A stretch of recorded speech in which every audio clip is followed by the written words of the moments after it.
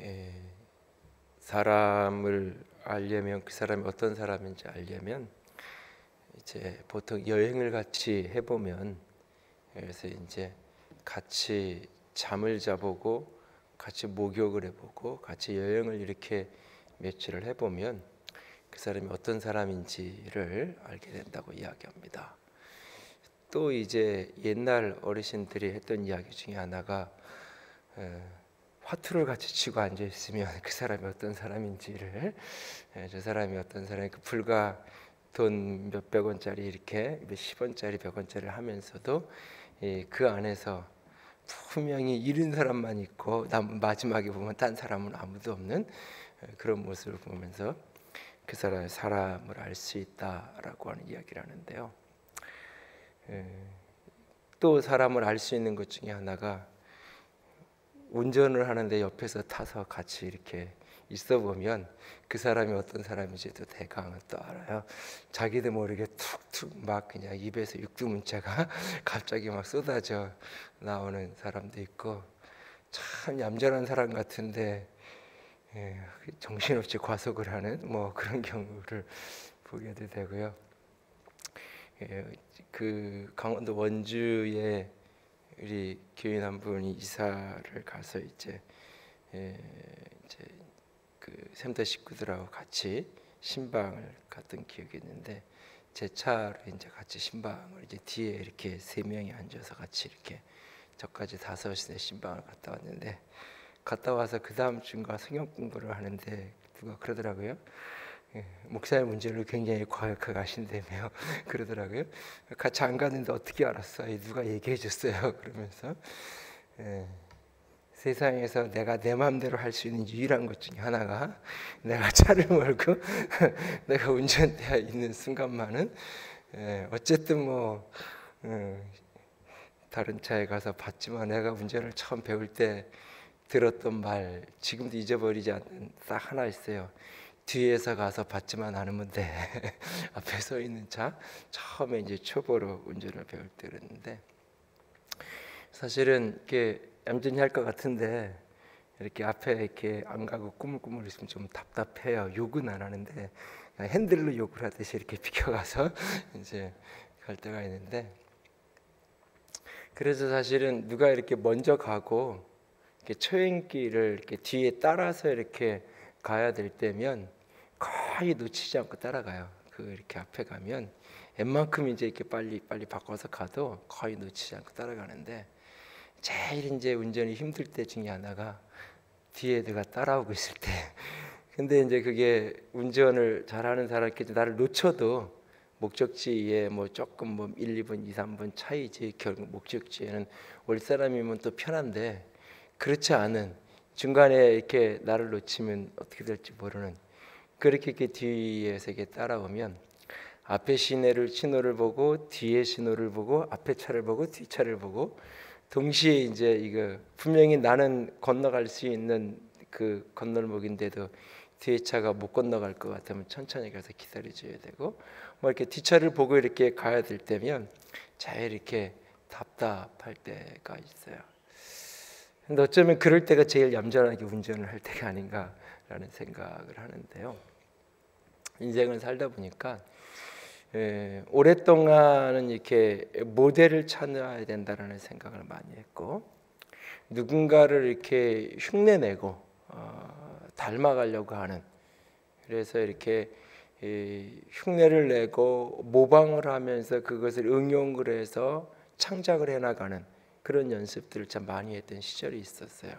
우리 교회에서 특별히 찬양으로 뭐 여러 부서도 했지만 오랫동안 섬겼던 우리 이 목사 같은 경우도 사실은 처음에 이제 이 찬양 이렇게 하면서 나랑 같이 얘기한 것 중에 하나가, 처음에는 두란노 경배 찬양 하시드반 선교사님 하는 걸 그대로 따라하고, 조금 지나서는 이제 스카프레 목사님 하는 걸 그대로 따라하고, 그 두 분을 따라하기를 한 7, 8년 했어요. 나도 알고 본인도 알고 이렇게 사실은. 그러고 나서 이제 어느 시점부터 이제 본인이 나름대로 콘티를 만들어서 이렇게 해가기 시작했는데, 많은 부분이 이렇게 따라가야 될 모델을 찾고 그것을 따라가려고 응용하려고 애를 쓰는, 특별히 이제 저는 부교육자 생활을 어떤 특정한 교회에서 오랫동안 하고 이런 게 아니라 부교육자 경력은 딱 1년 딱밖에 없어서 사실은 이렇게 누군가를 이렇게 직접 가까이 있으면서 이렇게 교육을 받거나 뭐 이렇게 해야 된다라고 할 수 있는 그런 분들은 없었어요. 그래서 이제 의도적으로 노력했던 것 중에 하나가 책을 통해서 이제 대하고 이제 가까운 친구들 중에서나 이제 1, 2년 선후배 중에 이제 뭐 이름 대면 알 수 있는 목사님들 비서실이나 이렇게 가까이 있는 분들이 몇 분 있어서 간접적으로 이제 이야기를 듣기도 하고 한 달을 건너서 물어보기도 하고 기회가 되면 이제 연결해서 이렇게 좀 뵐 수 있는 기회도 이렇게 만들지만 뭐 저는 그분들에게 영향을 받았다 그러는데 그분들은 나를 모르는 경우가 많아요. 지난번에도 임지 예배 드릴 때도 방성희 목사님한테 이렇게 연락을 하고 오시라 그랬더니 나는 몇 번 이야기를 드렸는데 그분은 나에게 준 영향이 어떤 건지를 잘 몰라요, 사실은.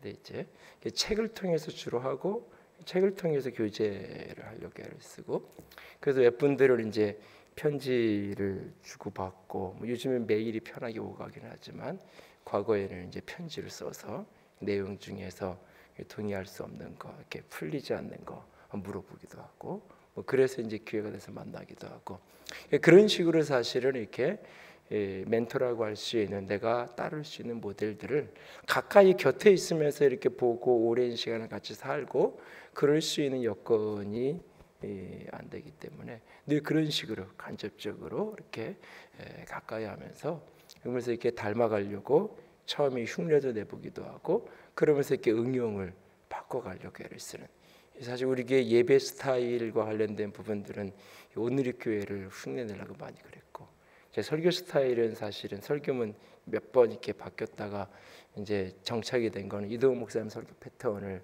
많이 제 속에 사실은 들어와 있고 교회에 양육하고 훈련하는 패턴은 사랑교육 목사님 스타일이 많이 들어와 있고 뭐 여러 가지 부분들이 교회 안에 이렇게 얽혀 있어요. 사실 많은 것들이 그런 것들이 이렇게 간접적으로 이렇게 배우려고 애를 쓰고 어떤 분이 흉내내고 따라가고 그랬던 부분들이 많이 있었는데요. 그러다가 어느 시점이 지나가면서부터는 이제는 내가 앞을 보면서 이렇게 따라가는데 급급해야 되는 게 아니라 이제는 누군가가 따라오고 있는 누군가가 뒤에 이렇게 서 있는 그런 어떤 모습들을 자꾸 이제 느끼게 되고 보게 되죠. 늘 개척을 일찍 하고 그렇기 때문에 나는 늘 이렇게 젊은 목사, 우리 교인들은 늘 젊은 교인. 근데 사실은 그렇지 않아요.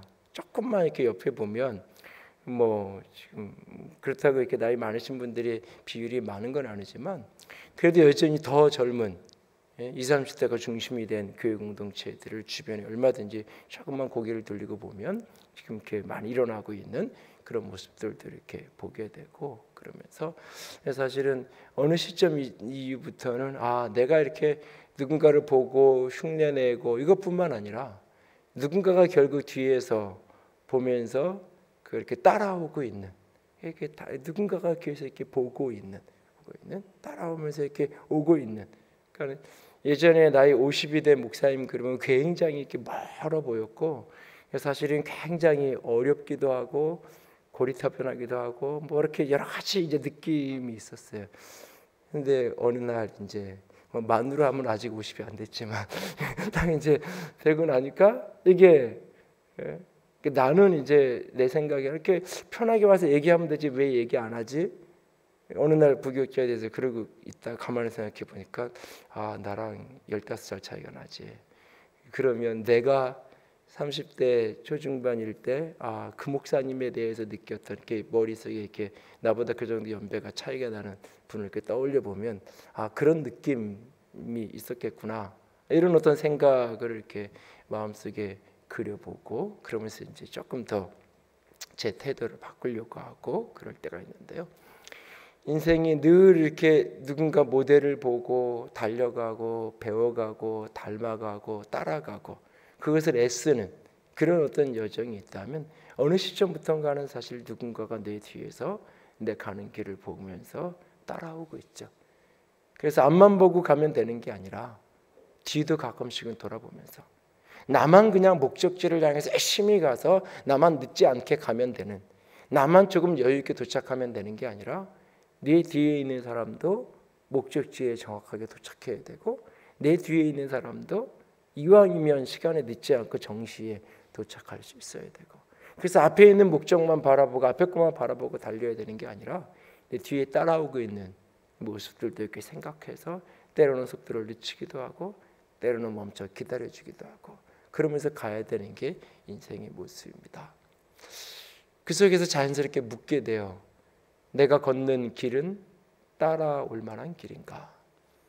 내가 걷는 길은 누군가 그 뒤를 따라왔을 때 내가 참 잘 따라왔다라고 할 수 있는 그런 인생의 길을 나는 살아가고 있고 나는 걸어가고 있는가? 나는 그렇게 못했는데 너는 그렇게 해야 돼. 나는 그렇게 못 살았는데 당신은 그렇게 살아야 돼. 나는 혹시 그렇게 말하고 그렇게 생각하고 그렇게 보여주고 있지는 않은지. 바울이 때로는 어떤 측면에서는 교만하게도 느껴지는, 내가 주를 본받는 자가 되는 것처럼 너희도 나를 본받는 자가 되라고 당당하게 이야기하고 있죠. 바울이 온전해서 흠이 아무것도 없어 그렇게 얘기하는 게 아니에요. 바울은 자신의 유서와 같은 디모데후서에서는 나는 죄인 중에 괴수라고 스스로를 고백하잖아요. 사실 바울 서신을 이 기록 연대 갈라디아서를 제일 먼저 썼고 그가 이제 이 디모데후서를 제일 늦게 썼는데 그 바울 서신 13개의 바울 서신을 기록 연대 순으로 쭉 배열을 해놓고 각 서신마다 바울의 자기 인식, 자기 자신을 뭐라고 부르고 있는지, 그리스도의 사도, 그리스도의 종, 그리스도 안에서 한 사람, 그 자신을 무엇이라고 부르고 있는지 그 이름을 쭉 나열해 보면 맨 처음에 자신을 사도라고 부르고 맨 마지막에 자기 자신을 죄인 중에 괴수라고 불러요. 사실은. 그러니까 사역을 제일 많이 했을 때요, 나이도 제일 많이 들었을 때요, 가장 많은 따르는 사람이 있을 때요, 사역의 열매도 가장 많을 때요. 사실 그런데 나는 죄인 중에 괴수라고 고백하고 있어요. 그러면서도 불구하고 하나님 앞에서 자기 자신이 세월의 흐름을 흐를수록 나이가 먹으면 먹을수록 성숙하면 성숙할수록 하나님 앞에서 자기 자신이 더 정확하게 보이는 거예요. 그래서 이전에는 몰랐던 자기 자신의 연약함, 자기 자신의 죄성, 자기 자신의 악함, 사실은 연약함이라고 말하는 많은 것은 사실은 악함이에요. 근데 우리는 그래서 악함이라고 표현하고 싶어 하질 않아요. 그래서 그냥 연약함이라고, 그래서 그냥 그건 그럴 수도 있는 것, 내 책임이기보다는 나는 이렇게 연약하기만 하나님 책임 뉘앙스가 약간 깔려 있어요. 그러나 그 연약함이라는 많은 부분은 사실은 악함이 내 속에 그 지독한 악함들이, 그 죄성들이 하나님 앞에서 끊임없이 빛으로 가까이 가면 가까이 갈수록 그 빛이 밝게 빛고 밝게 비치니까 내 자신이 더 깊이 보여지게 되는 거예요. 그러나 그만큼 정죄감과 죄책감으로 빠지는 건 결코 아니에요. 자기 자신을 착하게 보게 되고 그것을 이렇게 바꾸어가고 그 나를 이런 나를 용납하시고 받으시고 사용하시는 하나님의 은혜에 대한 감격은 점점 커지고, 그러니까 신앙의 초기 처음 예수 믿고 뭐 하나 그리스도 안에서 첫사랑을 하는 그때의 구원의 감격이 제일 큰 게 아니라 나이를 먹으면 먹을수록 사역의 열매가 많으면 많을수록 인생의 은퇴가 가까우면 가까울수록 은혜에 대한 감격은 더 커지고 있고 자기 자신의 내면에 있는 악함에 대한 실체는 더 깊이 직면하고 있어요, 그 사람이. 그럼에도 불구하고 그는 또한 동시에 다른 사역자들을 향해서 나를 본받으라고 이야기를 해요. 내가 이만큼 잘났으니까 나를 따라와, 이게 아니라 내가 주님을 본받기 위해서 가는 그 모습, 내가 그리스도를 본받는 것처럼 너희도 나를 본받는 자가 되라. 내가 그렇게 주님을 닮아가기 위해서, 주님의 길을 걸어가기 위해서 끊임없이 몸부림치는 이 모습을 너희도 닮아서 나처럼 그렇게 주님을 닮아갈 수 있는 그런 사람이 되었으면 좋겠다라고, 내가 주님을 닮아가는 것처럼 너도 나를 본받는 자가 되라고 그가 여러 차례 그런 이야기를 하고 있는 것을 보게 돼요. 사실은 내가 본받는 자가 되라고 말하든 말하지 않든 사실은 본받게 돼 있어요. 본받게 돼 있어요. 그러니까 제가 교회라는 표현을 잘 안 쓰고 공동체라는 표현을 잘 써요. 하늘이 교회라는 표현보다 하늘이 공동체라는 표현. 교인들도 그런 표현들을 많이 써요. 그래서 어느 특정한 교회를 가서 특별히 그 담임 목사님하고 그 교회 이렇게 평신도들을 거의 비슷한 시기에 이렇게 만날 수 있는 그런 어떤 기회를 보면 그 목사님이 쓰는 언어적인 어법이나 언어적인 표현들 그런 것들이 그 교회 교인들도 익숙한 표현들로 많이 사용하는 이렇게 닮아가고 있는 모습을 보게 돼요. 당신들은 내가 이런 언어를 쓰니까 나를 닮아가야 됩니다 라고 말하지 않아도 사실은 사람들은 다 닮아가고 있어요. 닮지 말라고 해도 닮아가는 게 현실이에요, 사실은. 그러니까 그 닮아가는 것을 인정하고 닮아가는 사람의 모습 속에서 나는 어떻게 보여지고 있고 어떤 길을 걸어가고 있는가 스스로에게 끊임없이 자문하며 걸어가야 돼요. 오늘 본문에 보면 구약 성경에 몇몇 인물들에 대한 이야기를 하고 있어요. 특별히 11절에 화 있을진저 이 사람들이여, 이 사람, 특정한 어떤 사람들, 사실 지난 주간에 앞에서 보았던 그 사람들, 은혜를 도리어 방탕거리로 방탕한 것으로 만들어버렸던 어떤 사람들, 소돔과 고모라 성과 같은 그 사람들, 자기 지위를 벗어버렸던 그 사단의 정죄받아 그 길을 가는 사람들, 애굽에서는 나왔음에도 불구하고 광야에서 끝없는 원망과 불신앙으로 말미암아 가나안 땅을 누리지 못했던 그 어떤 사람들, 앞에서 쭉 이야기했던 그 인물들에 대한 이야기의 연장선상이에요. 그런 사람들에게 화가 있을 것이다 라고 하면서 몇 가지 예를 들고 있어요. 11절에 보면 가인의 길에 행하였으며 싹스를 위하여 발람의 어그러진 길로 몰려갔으며 고라의 패역을 따라 멸망을 받았도다. 가인의 길을 가고 발람의 어그러진 길을 가고 고라의 패역한 길을 따라 멸망의 길을 갔다라고 말하고 있어요. 그래서 결국은 12절 13절에 보면 그 사람들이 어떻게 됐냐면 어떤 사람이냐면 결국은 애찬의 암초요. 애찬의 암초. 뭐 다시 우리말로 바꾸면 쌀밥에 돌 섞여 있는 거, 밥 맛있게 먹다가 돌 콱 씹은 그런 느낌과 같은 자기 몸만 기르는 목자요. 목자는 목자인데 자기 몸만 길러요. 목자는 양을 길러야 되는 거잖아요. 목자는 근데 그 양은 내팽개쳐 놓고 목자는 목자인데 자기만 기르고 있는 자기 배만 불리고 있는 목자. 바람에 불려가는 물 없는 구름. 구름이 오면 아 비가 내리나 보다 그랬는데 바람만 불고 비 한 방울 내리지 않는 그 마른 구름.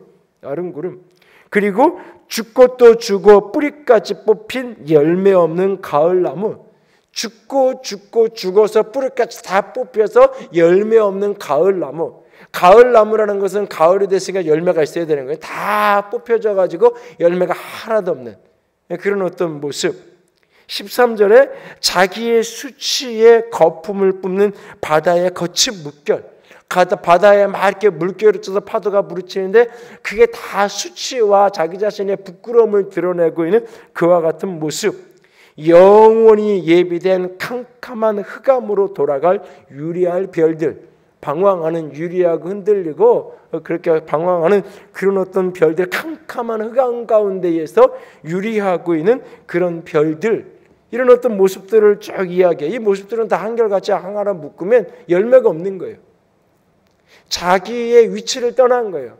본질을 잃어버리고 사명을 잃어버리고 열매가 없는 그런 모습, 결실이 없는 그런 모습을 이야기하고 있어요.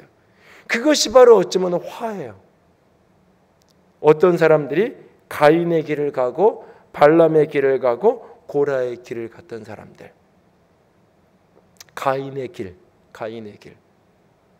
결국 창세기 4장의 가인과 아벨의 이야기 속에서 가인이 도대체 무슨 죄를 지었는지, 무슨 잘못을 했길래 하나님이 그의 제사를 받지 않으셨는지는 불분명해요, 사실은. 그럼 어쨌든 하나님이 자기 것을 받지 않으셨어요. 그리고 하나님이 동생 것을 받았어요. 그것이 불편해요. 그것이 받아들여지지가 않아요.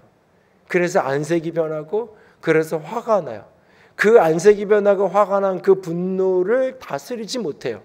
그 분노를 동생에게 그대로 쏟아부어요. 그래서 동생을 쳐서 죽이는 그 모습으로 인생이 걸어가죠. 가인의 길. 자기 자신이 거절당하고 자기 자신이 받아들여지지 않았을 때 그것을 참지 못하는 거예요.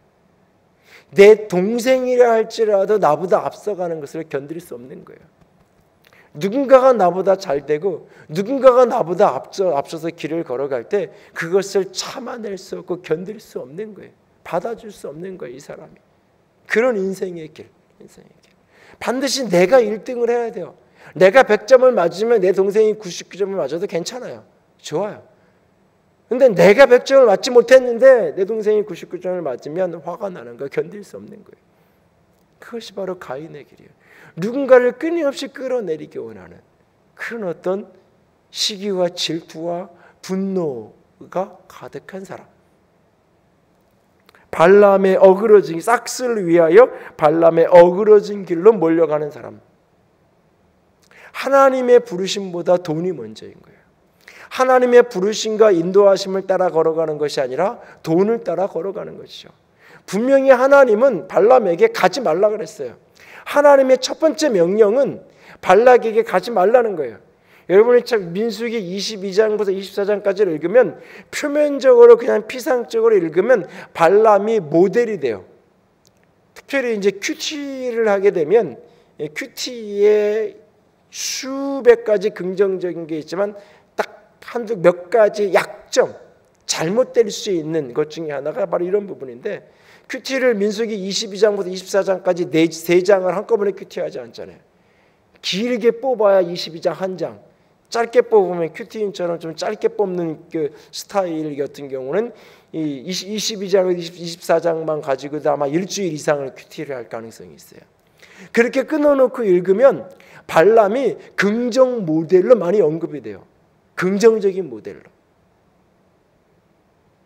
하나님이 하지 말라. 하나님이 이스라엘 백성들을 저주하면 안 되고 축복해야 된다고 얘기하셨으니까 계속 발락이 그 모압 왕이 계속해서 저주해달라 그래도 사실은 계속 축복을 이야기해요. 아, 이렇게 여러 가지 유혹이 있어도 할 말을 바르게 하고 하나님의 말씀을 바르게 대언하는 선지자구나. 근데 사실 문제는 그 말을 하고 안 하고가 문제가 아니에요. 더 먼저는 하나님의 가지 말라 그랬어요. 나귀의 입을 열어서 하나님의 가지 말라 그랬어요. 여호와의 사자가 막고 있어요. 이미 하나님이 처음부터 가지 말라 그랬어요. 그런데 계속 자기 고집으로 가는 거예요. 그러니까 하나님이 강제로 못 막겠으니까 나귀가 막 그렇게 난리를 하고 입을 열어서 말해도 그래도 가니까 그러면 가서 말은 저주는 하지 마라. 그렇게 하는 거예요, 사실은. 처음부터. 왜? 그가 그렇게 가는 이유는 딱 하나예요. 돈 때문이에요. 모압 왕이 가져다 준 성경에 복채라고 표현되는 수많은 재물들, 그것 때문에 결국 계속 가고 있는 거예요. 이 길이 아닌 것을 알면서도, 이 길이 틀린 길인 줄 알면서도 그것이 내게 유익이 된다라고 판단하는 거예요. 이게 현대인의 가치관의 핵심이에요. 어떤 일들을 하든지 무엇을 하든지 사람들이 던지는 질문은 딱 두 가지예요. 이거 내가 좋아하는 건가? 이거 하면 재밌나? 또 하나는 이거 하면 내게 유익이 되나? 아이들에게도 물어보잖아요. 너 그거 좋아하니? 그거 하고 싶니? 그리고 부모는 판단하죠. 저게 우리 아이에게 유익할까? 유익하다라고 판단이 되고 애가 좋아한다 그러면 100% 가라 그러잖아요. 엄마 나 이거 하고 싶어요 라고 말할 때 너 그거 좋아해? 진짜 하고 싶은 거? 얘 하고 싶어요. 돌아서 생각해. 저 우리 아이에게 유익할까? 유익할 것 같아. 그럼 하라 그러잖아요. 다 가라 그래요. 하나님 앞에서 그것이 생명의 길인지 그렇지 않은지에 대해서 사람들은 관심이 없어요. 그리스도인들도 나도 때로는 마찬가지. 발람이 결국 싹스를 위해서 어그러진 길을 가는 거예요. 어그러진 길. 하나님 보시기에는 어그러진 길인데 내 보기에는 유익한 길이고 내 보기에는 좋은 길이에요. 좋아하는 거라고 다 할 수 있는 것. 하나님 우리를 그렇게 만들지 않았어요. 당장 유익하고 이익이 되는 거라고 이게 진짜 진정한 유익한 길일까? 그거 아니에요.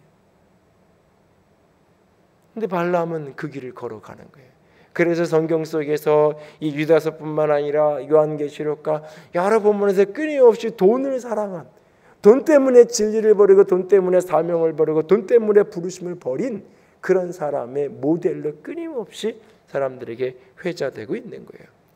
고라의 패역을 따라 멸망을 받았으며, 고라 왜 같은 레위인인데 굳이 왜 모세와 아론 당신들만 우리의 지도자가 되어야 되느냐? 나도 같은 지도자인데, 나도 같은 레위인인데 당신들은 누가 당신들 마음대로 우리의 리더를 세우고 두목을 만들었느냐? 같은 레위인인데 라고 하면서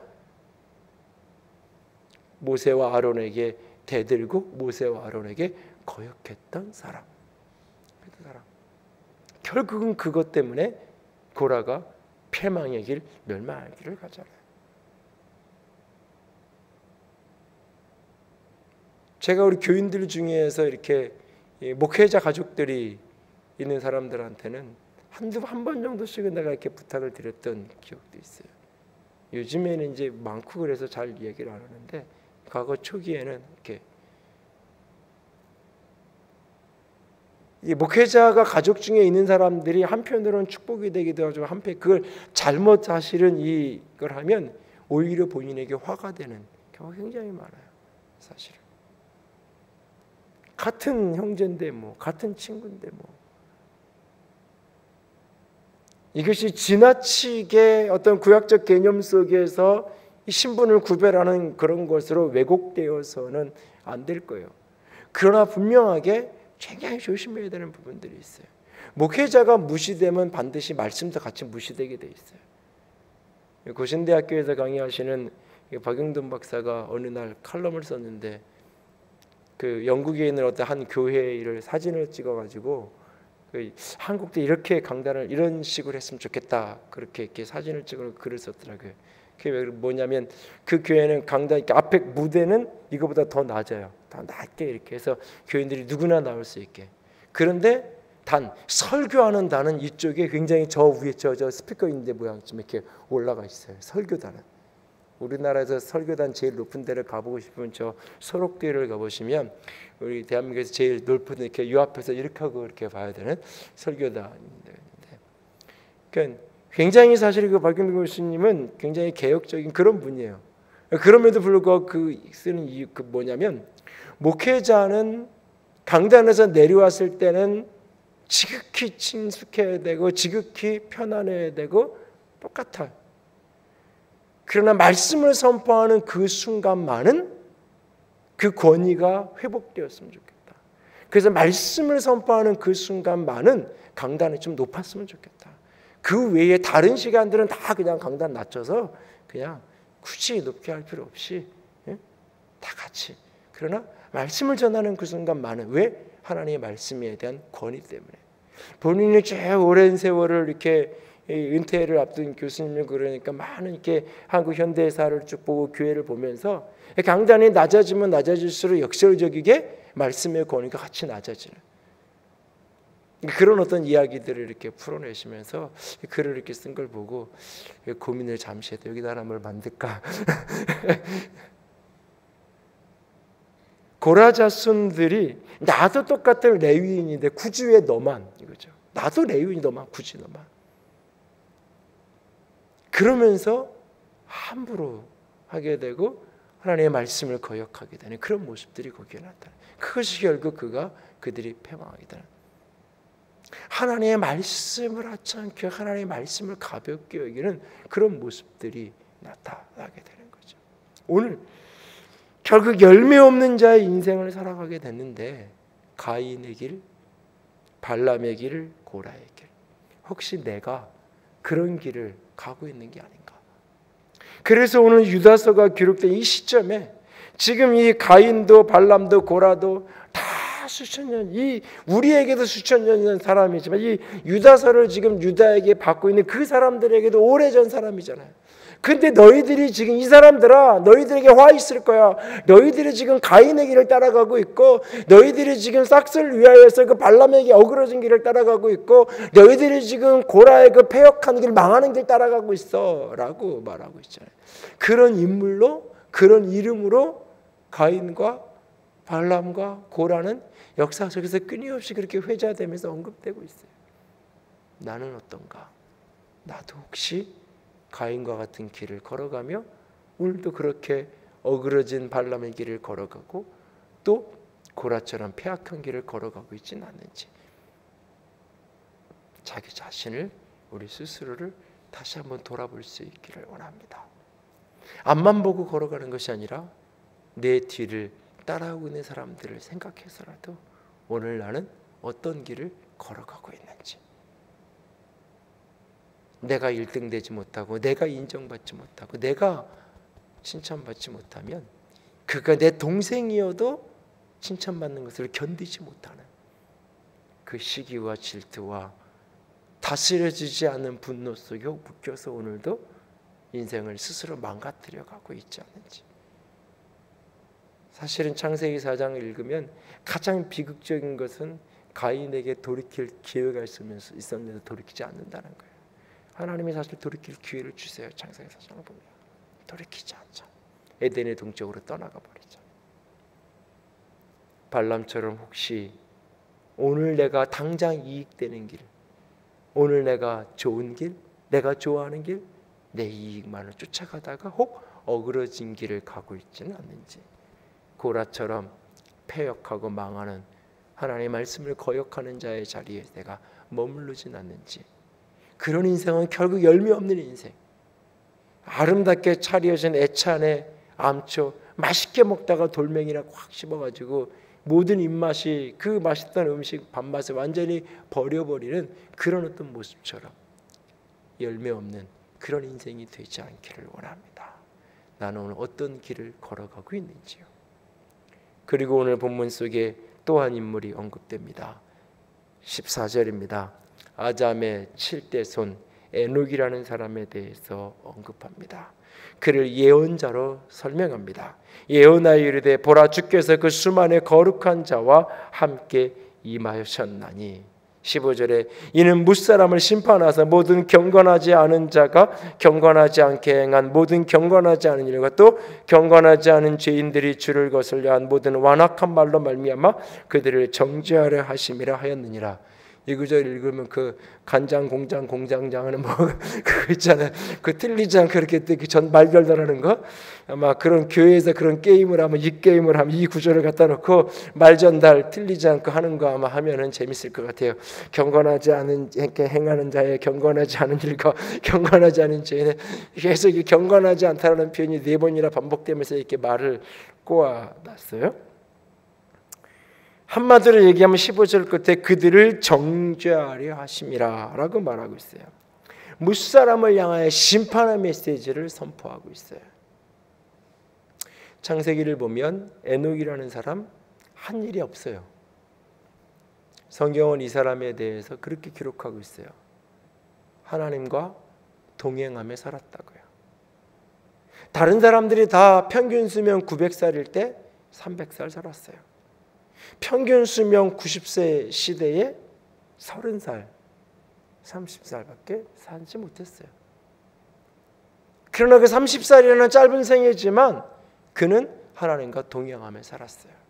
동행하면서 뭐 했느냐? 성경은 그가 자녀를 낳고 365세를 향수하며 죽었더라 라고 이야기하고 있어요. 그냥 가정생활 잘하면서 자기 생명의 분복을 누리고 그냥 죽었어요. 그 사람은 하나님과 동행했던 사람이라고 창세기 5장 우리에게 보여주고 있어요. 그런데 그 사람을 인용하면서 어떻게 보면 창세기 5장보다 더 길게 오늘 유다서에서 이 에녹에 대한 설명을 해요. 아담의 7대 손이었던 이 에녹이라는 이 사람, 아담의 7대 손으로 이어지는 또 다른 인물 라멕이라는 인물과 대비되어지는, 가인의 자손으로 내려온 라멕이라는 인물과 셋의 자손으로 내려오는 이 에녹이라는 인물이 대비되어지는 인물로 창세기 5장에서 여기 그려지고 있는 이 에녹이라는 인물. 그런데 이 에녹이 낳았던 아들이 무드셀라예요. 성경 속에서 가장 긴 수명 969세를 살았던 사람. 무드셀라, 그 이름의 뜻은 활시가 이 손에서 당겨졌다. 그래서 활시가 당겨져서 내 손을 떠났다는 거예요. 이미 심판의 화살이 떠났어요. 내 손을.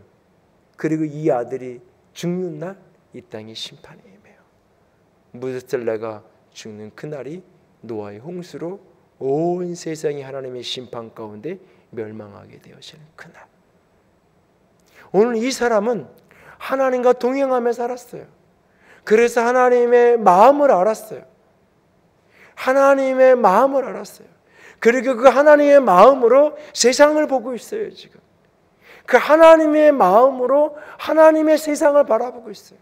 그래서 이 세상을 향한 하나님의 심판의 메시지를 그가 외치고 있어요. 그 아들의 이름을, 심판을 상징하는 이름으로 그 아들의 이름을 짓고 그 시대를 향하여서, 어쩌면 그 아들의 삶을 통하여서 세상을 향하여 외치고 있는 거예요. 그들의 경건하지 않음과 노아 시대의 그 어두움의 그 불의한 시대를 향하여 하나님의 심판을 외치고 있는 선지자로 오늘 그는 살아가고 있는 거예요. 300년 동안 성경은 그가 행했던 일들에 대해서 역사의 어떤 기록에 남을 수 있는, 스토리로 남을 수 있는 많은 스토리를 성경에 언급하고 있지 않아요. 그저 하나님과 동행하며 살았을 뿐이에요. 세상적 기준으로 보면 많은 흔적이 남아있지 않아요. 그러나 하나님은 그를 역사의 가장 아름다운 선지자로, 가장 아름다운 하나님의 사람으로, 하나님과 동행하며 살았던 삶의 인물로 그를 언급하고 있어요. 세상을 향하여 하나님의 심판을 외쳤다. 이 세상을 향하여 하나님의 심판을 외쳐서 이 세상을 향해 끊임없이 하나님께로 돌아올 것을 외쳤던 인물로 에녹이라는 인물을 언급하고 있어요. 세상이 나를 어떻게 기억해 주든지 관계없이, 내 인생이 어떤 업적이라고 이야기할 수 있는, 내 인생이 맞춰지는 그날 누군가가 조사를 하면서 내 인생의 양력을 이야기한다고 할 때에 언급되어질 수 있는 것이 몇 줄 안 된다 할지라도 단 하나, 하나님과 동행했던 사람이라고 기록될 수 있다라면, 하나님과 동행했던 사람이라고 기록될 수 있는 사람이라고, 그래서 하나님의 마음을 알고 하나님의 마음을 세상 가운데 전하는 사람이었다라고 기록될 수 있다라면 그 인생은 성공한 인생이고 그 인생은 아름다운 인생입니다. 나는 오늘 어떤 길을 걸어가고 있는지요. 16절은 마지막으로 우리에게 이렇게 반문합니다. 이 사람들은, 11절에서 화 있을진저라고 말했던 그 사람들은 어떤 사람들이었느냐? 원망하는 자며 불만을 토하는 자며 정욕대로 행하는 자라. 그 입으로 자랑하는 말을 하며 이익을 위하여 아첨하느니라. 오늘 가인의 길이, 오늘 발람의 어그러진 길이, 고라의 패역한 길이 어떤 길인지 잘 모르겠거든. 아니, 내가 가야 할 에녹의 길이 어떤 길인지 잘 모르겠거든. 이 16절 이 한 절만 기억할 수 있기 원합니다. 원망하는 자입니까? 그 원망을 기도로 바꿀 수 있기를 합니다. 오늘 불평을 토해내는 사람입니까? 그 불평을 간구로, 감사로 바꿀 수 있기를 원합니다. 정욕대로 행하는 사람인가요? 내 욕망대로, 욕구대로, 내 원함대로 살아가는 사람인가요? 하나님의 뜻을 묻는 저와 여러분이 될 수 있기를 원합니다. 입으로 자랑하는 사람입니까? 끊임없이 자기 자신을 드러내고 있습니까? 자신을 자랑하는 것이 아니라 오직 여호와 하나님만을 증거하는 자가 될 수 있기를 원합니다. 이익을 위하여 아첨을 하는 사람입니까? 이익을 뛰어넘어서 진리를 선포할 수 있는 저와 여러분이 될 수 있기를 원합니다. 오늘 앞을 바라보면서 여기까지 살아왔다면, 앞만 보면서 여기까지 달려왔다면, 이제는 조금 뒤를 바라보면서 내 뒤에 나를 따라오고 있는 이들을 기억하면서 나는 오늘 어떤 길을 걷고 있는가 다시 한번 자문하면서 본받을 만한 길, 따를 만한 길, 나만 낭떠러지로 떨어지는 것이 아니라 따라오는 사람들까지 낭떠러지에 같이 떨어지게 하는 미련한 자의 길이 아니라 생명의 길, 나 홀로가 아니라 나를 따르는 이들까지도 함께 그렇게 이끌어갈 수 있는 그런 길을 걷는 저와 여러분이 될 수 있기를 주님의 이름으로 부탁을 드립니다. 기도합시다.